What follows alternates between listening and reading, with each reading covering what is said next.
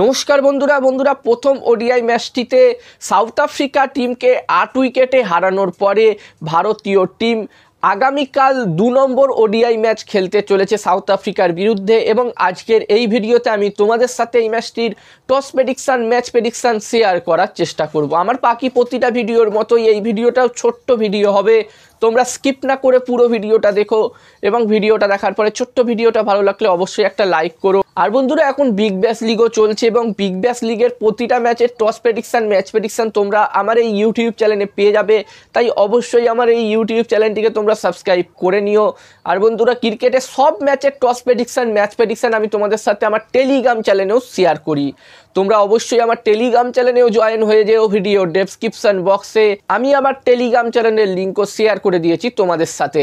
আর বন্ধুরা যেখানে প্রথম ওডিআই ম্যাচটিতে আমি তোমাদেরকে আগেই বললাম ভারতীয় টিম 8 উইকেটে হারিয়েছে সাউথ আফ্রিকা টিমকে, যেখানে প্রথম ওডিআই ম্যাচটিতে সাউথ আফ্রিকা টিম টসে জিতে ব্যাটিং করার সিদ্ধান্ত নেয় এবং সাউথ আফ্রিকা টিম প্রথমে ব্যাটিং করতে এসে মাত্র 116 রানেই অল আউট হয়ে যায়, যেখানে আশদীপ সিং দুর্দান্ত বোলিং করে ভারতের হয়ে। আশদীপ সিং 37 রান দিয়ে 10 ওভারে 37 রান দিয়ে 5 উইকেট নেয়। এছাড়াও আবেশ খানও দুর্দান্ত বোলিং করে, আবেশ খান 4 উইকেট নেয় এই ম্যাচটিতে।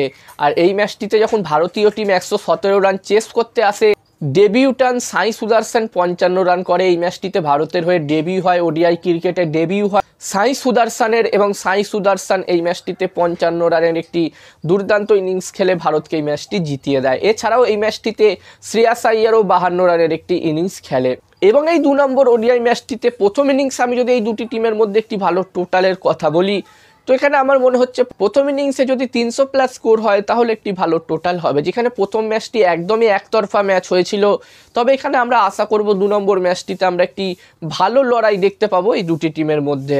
এবং এই ম্যাচটিতে এই 2 নম্বর ম্যাচটিতে আমি যদি আমার প্রেডিকশন শেয়ার করি, তো এখানে আমার মনে হচ্ছে বন্ধুরা ম্যাচটির প্রেডিকশন শেয়ার করার আগে আমি তোমাদেরকে বলতে চাই বন্ধুরা আমার একটি টেলিগ্রাম চ্যানেলও আছে, যেখানেও আমি তোমাদের সাথে ক্রিকেটের সব ম্যাচের toss prediction match prediction share করে থাকি।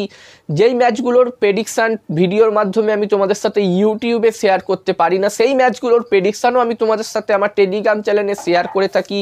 এছাড়াও বিগ ব্যাশেরও প্রতিটা ম্যাচের prediction toss prediction match prediction তোমরা আমার টেলিগ্রাম চ্যানেলে পেয়ে যাবে, তাই যারা এখনও সাবস্ক্রাইব করোনি, জয়েন হওনি আমার টেলিগ্রাম চ্যানেলে, অবশ্যই জয়েন হয়ে যাও। ভিডিও ডেসক্রিপশনে আমি আমার টেলিগ্রাম চ্যানেলের লিঙ্ক দিয়ে দিয়েছি।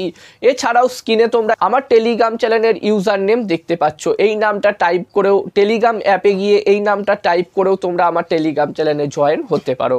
এবং এই 2 নম্বর ওডিআই ম্যাচটিতে আমার মতে এখানে টস জিততে পারে সাউথ আফ্রিকা এবং এই ম্যাচটিও জিততে পারে সাউথ আফ্রিকা। আমার প্রেডিকশন রইল কামব্যাক করবে সাউথ আফ্রিকা টিম এই ম্যাচটিতে এবং এই ম্যাচটিতে টস ম্যাচ দুটোই সাউথ আফ্রিকা টিম হয়তো জিততে পারে। এবার দেখার বিষয় থাকবে কি হয়। তো এই ভিডিওতে এই পর্যন্তই, ছোট্ট ভিডিওটা ভালো লাগলে অবশ্যই লাইক করো, আর এরকম ভিডিও আরও দেখতে চাইলে ভবিষ্যতে অবশ্যই এই ইউটিউব চ্যানেলটিকে সাবস্ক্রাইব তোমরা করে নিও।